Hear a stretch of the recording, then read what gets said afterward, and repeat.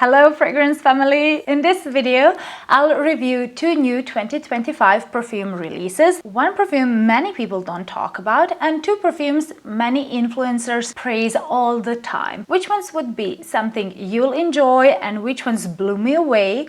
Well, you'll find out that and so much more in this video, and in the end there will be a ranking as well. But before the reviews, I have to tell you that I am flattered that you care about my opinion and that you find my videos informative, but keep in mind that my channel is really small and so are its earnings, if they could even be called earnings. I purchase every bottle, every sample with my own money, and thus I can't review every new perfume release. I just don't want to be put under such psychological and financial stress, but I still want to include you in my perfume journey, so that's why I'll start posting polls on my channel so you can vote which fragrance from my collection would you like me to review next. And you can still continue to write in which fragrances you're interested in, but I'll review perfumes I have access to when I'm able to purchase them and when I have time to review them. So thank you for understanding. And the first poll is already in the post section, so check it out. And hello everyone, I'm Miri, and on this channel we talk in depth about fragrances. All LK fragrances are inspired by traveling experiences of its founder and perfumer Sonia Constant. Ghibli is a Arabic name of a hot desert wind. Sonia wanted to encapsulate a feel of a warm desert wind lifting golden heated grains of sand carried all the way to the shops of the Maghreb in Morocco.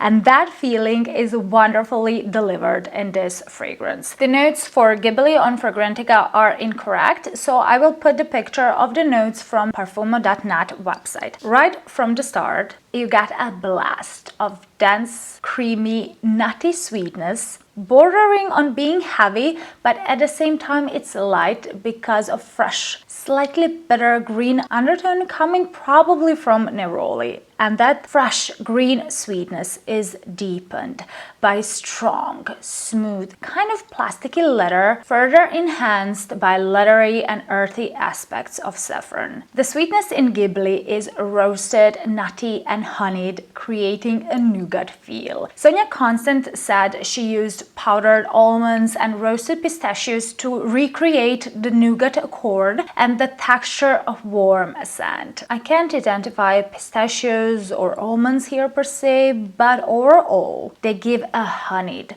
roasted, scent-like nuttiness and even more texture to already intriguing gourmand, but at the same time not so gourmand scent because it never becomes edible or dessert-like. The opening smells like the scent of glowing, tanned skin and golden grains of sand as you drink lemon-scented water from your leather water pouch and you sweeten everything with delicious nougat. Ghibli is a sweet, earthy leather scent that becomes more floral and less green in the heart, but the nutty aroma continues its interplay with honey, jasmine, and leather because even though barley itself doesn't have a specific scent, when toasted it adds a sweet, nutty aroma. Two most prominent notes are lush honey sweetness and creamy leather, which becomes smoky and animalic in the dry down. However, jasmine gives a much needed airiness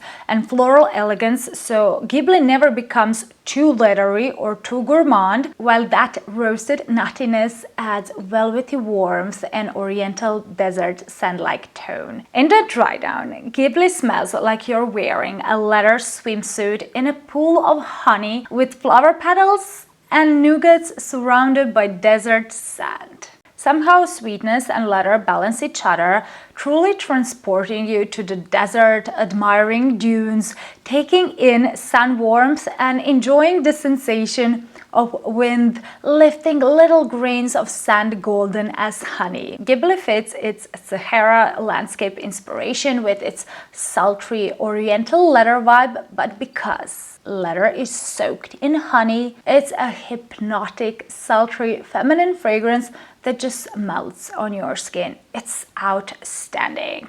And even if you dislike gourmands or leather in general, and I'm not a big fan of leather perfumes either, I still think you should try Ghibli. It's very hard to find such gorgeously balanced, realistic leather perfume because, well, leather isn't very easy note to work with, and most leather fragrances end up smelling too harsh or too masculine. But here, leather is more than just bearable.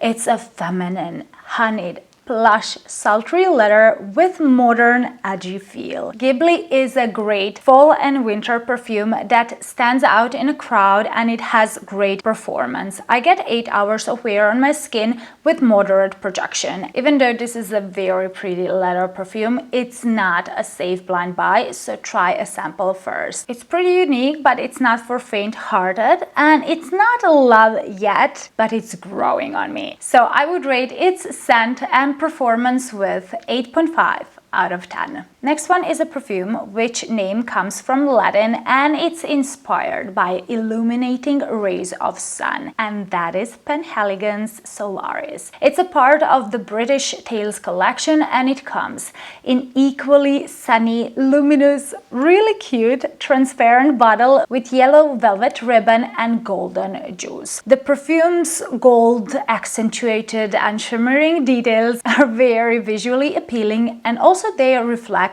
the sunny character this perfume was inspired by. But does Solaris truly smell like an ode to the sun, as it was described on Penhaligon's website? The answer is yes. From the first spray, a burst of zingy, energizing citruses with a dash of peppery spiciness and tart, aromatic green-black currant in the background creates a sunny, energizing, and happy opening. The combination of citruses smells to me like orange, but they are never too sharp because you get some sweet creaminess underneath. And I'm not sure, is it just me, but I also get a tinge of soapy, slightly salty note in the opening as well. That's why Solaris initially smells to me like drinking orange creamsicle soda as you sit on a sunlit beach while a salty breeze caresses your skin. It's a cheerful, uplifting, happy scent with sweetened, sun-ripened citruses and a hint of saltiness. In about 10 minutes, whispers of that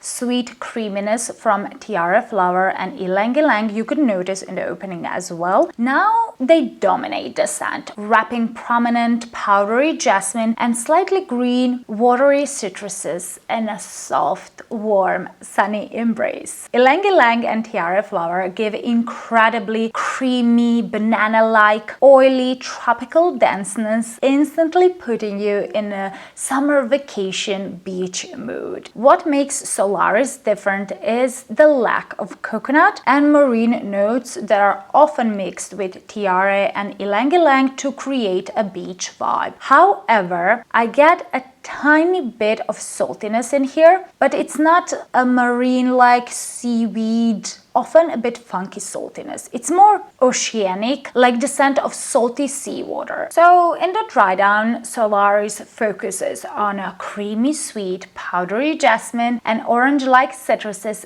deepened with woody, slightly salty bourbon vanilla. Imagine you're just finishing your orange creamsicle soda, you're lounging on a sunlit beach surrounded by driftwood, suntan lotion is glistening on your skin, and jasmine flowers are glowing in the sunlight in your hair. Woody base grounds the sweetness, so everything feels just effortlessly pretty and optimistic. Solaris has a happy golden yellow hue encapsulating warmth of the sun and summer. This feels like a sun in a bottle, and because it's sweet and very floral, in my opinion this is more feminine despite the fact that it's marketed as a unisex perfume. I get about 5 hours of wear with soft to moderate sillage. It becomes a skin scent really fast, like after an hour of wear, so I wish it was stronger. Also, it's not overly unique or exciting, but it's done in such a nice, pleasant way. It's an inviting, enjoyable scent that simply makes me happy, and whenever I smell it,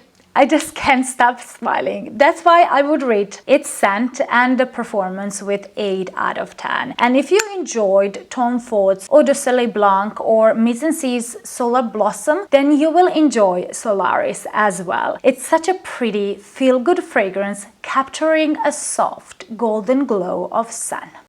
Radical Essence comes in a deep pink colored bottle, announcing how thick and intense this fragrance will be. Before reviewing this polarizing scent, I want to tell you 3 facts you need to keep in mind before smelling it. First fact, this is a winter fragrance that was launched in the middle of the summer. Heat can create a completely different olfactory experience, so some notes might smell too heavy, too overwhelming for summer. Second fact, this is labeled as a gourmand perfume, so I expected it would have extra sweet, edible texture similar to Kayali's Yum Pistachio Gelato, but Prada pushes boundaries with this one, so you won't get a typical sweet gourmand perfume. Don't expect that. And the third fact is that Fragrantica didn't give a correct list of notes, and that's why there's a lot of confusion about the composition online. It starts with neroli and orange blossom, and then in the heart you get pistachio, and not the other way around. But how this new release smells. The initial spray is radical and explosive with a bitter green, slightly citrusy neroli giving almost eucalyptus-like freshness, while orange blossom adds a bit of floral, shampooy sweetness to the much darker composition underneath. And underneath you get salty, nutty, woody base. That's why Radical Essence is pretty unique. It has this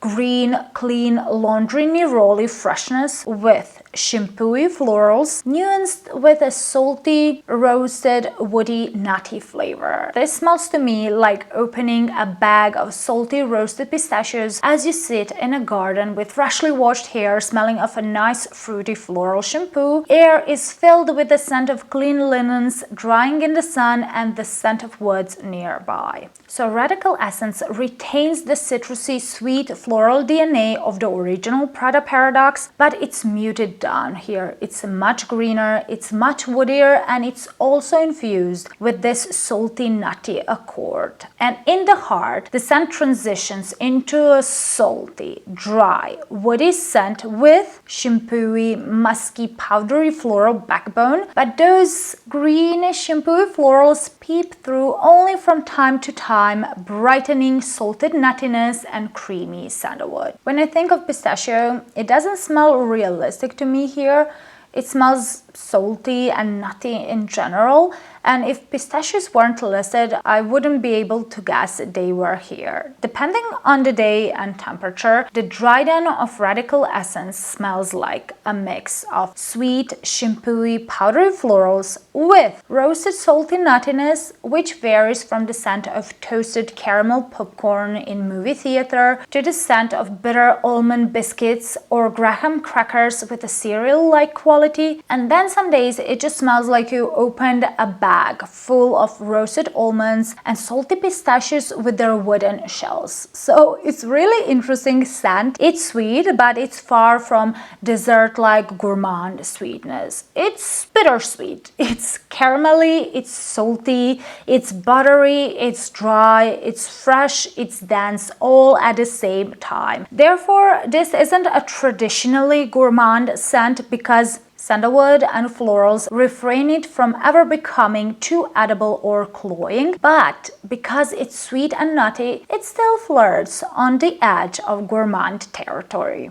Yeah, this is so different, but it has an addictive pull, so I keep coming back to it to sniff it again and again. However, if you're a fan of the original Prada Paradoxe or other flankers, this one might be a bit disappointing for you because it's the biggest departure from the original Paradoxe Eau de Parfum DNA, and it could have been a scent on its own. I really do like it, but the first time I smelled it, I was put off by it because it was so dense, it was so heavy, and initially florals and salty pistachio clashed on my skin, so I can understand negative reviews of it as well. But when I stopped smelling this really up close and when I started to get whiffs of sweetness in the air in air-conditioned environment, this is the moment when my initially negative reaction completely changed. Usually designer fragrances smell generic, bland, boring, they play safe. Should I criticize Radical Essence for stepping outside the box, for giving something different, polarizing and not so crowd-pleasing? Well, no, I won't. Yes, this is not for faint of heart. It might not work for everyone, and that's perfectly okay. I think this should be tested again in the colder weather and with an open mind. It has motor projection, it lasts 7-8 hours on my skin, so if you would like a fall and winter nighttime fragrance that take risks, if you liked Pure X by Rabanne, What About Pop by House of Oud, or Cheirosa 62 by Sol de Janeiro, you will probably like Radical Essence as well. It's not a safe blind buy by no means, but from the initial shock and even dislike, it grew on me so much. If this was released as a holiday edition, it would have been received with some admiration because of its daring character. So I do think this perfume deserves some praise, and I would give 8 out of 10 for its scent and performance. Scherzo is actually a name of musical term used to describe part of larger work such as symphony, and it's usually very energetic and fast-moving piece. The same way Scherzo was inspired by one paragraph from the novel Tender is the Night, which describes the heroine as she strolls between kaleidoscopic peonies massed in pink clouds, black and brown tulips, and fragile mauve-stemmed roses transparent like sugar flowers in a confectioner's window. That paragraph from Francis Scott Fitzgerald's novel is brought to life here, both when you look at the colorful palette on the box and a peony pink colored dripping paint detail on the artsy design of the bottle, but also in the scent. What to expect from Scherzo? Well, the opening is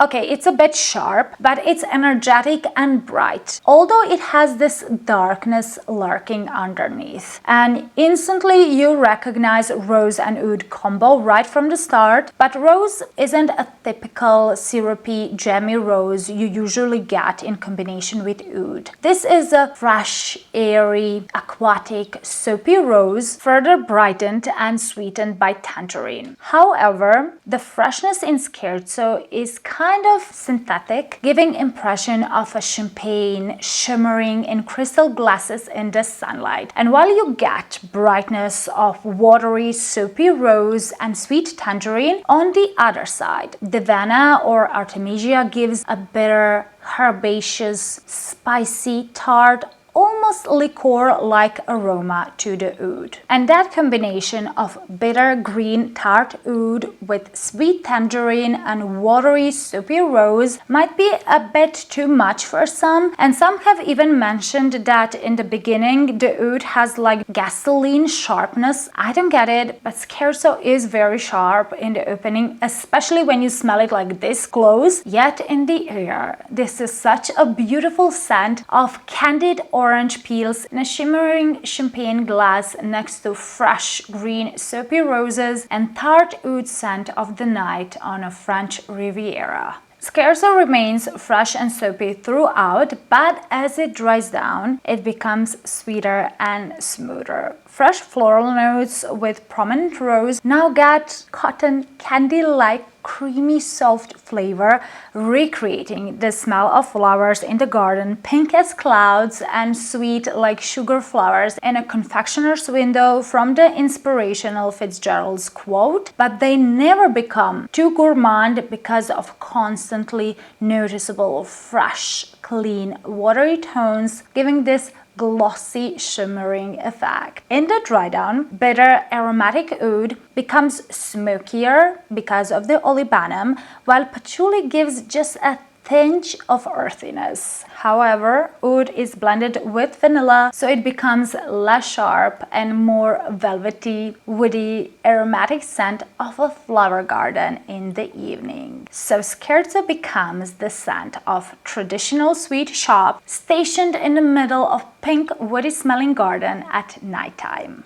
The contrast between sweet and bitter, fresh and dark, soapy and smoky is so striking, especially in the air, because Scherzo's appeal is in the sillage and the way it wafts around you, leaving a trail of pink, sugary rose with a sparkling splash of soapy citrus and aromatic oud wherever you pass by. And even though there are many rose oud perfumes out there, Scherzo is different because rose in it isn't syrupy sweet, rather it's a watery, fresh, soapy rose. And that's why it is so appealing. It has an oriental flair, but in a French style, so it smells elegant, clean, mass appealing, and very wearable even during the day. And don't be scared, oud in Scherzo is an entry beginner level oud, but it has a synthetic edge. And that is the reason why Scherzo wasn't a love at the first sniff for me. I can't put my finger on where this artificial component comes from, but it's here. When I noticed that the charm of Scherzo lies in the way it floats in the air and not in the sharpness you get when you smell it up close, that is the moment I changed my mind about Scherzo. So give it some time and don't judge it by the first spray. On my skin, I get 7 hours of wear with initially strong projection, which gets softer as time passes by. So this isn't a beast mode perfume, but it's strong nonetheless. And now I like it, and that's why I would rate the scent and performance of Miller Harris Scherzo with 8 out of 10. And the last one for this video is a new 2025 perfume release. Mugler added a new electrifying cobalt blue star to their Galaxy featuring a pistachio note, but compared with Prada Paradoxe Radical Essence, which also contains pistachio, Mugler's Angel Stellar received a ton of praise. I have a 100 ml bottle and finally it can stand upright because the base is now wider. So yeah, it can stand on its own, but I hope that in the future Mugler will change this like mirrored cap because it picks fingertips really easy. Maybe they can use some different material or some coating for the cap, but I'm so happy that this asymmetrical star-shaped bottle now can stand on its own without falling off or tripping other perfumes in my collection. And I'm equally happy about the scent itself, which is a true cosmic delight. Angel Stellar starts with dazzling, sparkling, tangy bergamot, but it's not as zingy, tart or zesty as bergamot can sometimes be. It just slightly tickles your nose, but its main purpose is to brighten up and subdue nutty pistachio, which has some salty rosy aroma, but it's also very creamy and paste-like in texture. The opening is all about buttery, salty, woody, realistic pistachio with bergamot sparkling in the distance. And because of the creamy paste-like texture, the opening has baked goods type of feel. It smells like steaming pistachio cookies or appetizing pistachio macarons topped with airiness and brightness from bergamot. It's delicious. And as Angel Stellar dries down, it becomes woodier and sweeter, but never sugary or candy sweet. Sweetness in here is soft, powdery and fluffy, coming from bourbon vanilla. Fragrantica didn't list, but it's mentioned in the note composition on the Mugler's website. And that very creamy, buttery pistachio with some savory smokiness is still there in the heart, still brightened by sparkling citruses, which reappear after a while while during the dry down, but what is new is the addition of deep earthy green qualities of patchouli. That is the connection with the original Angel, but patchouli in Angel Stellar is cleaner, it's smooth, it's toned down, so it doesn't have a strong muddy character anymore. Compared to the realistic smelling salty creamy pistachio in the opening, in the heart pistachio smells nutty in general, like ground almonds, but in a very buttery, creamy, even lotion-like way. And that's why the heart of Angel Stellar smells like tasting mouth-watering nut butter as you sit in a wooden chair enjoying green nature scents from an open window. But pistachio will get lost midway and Stellar finishes as a yummy vanilla woody scent with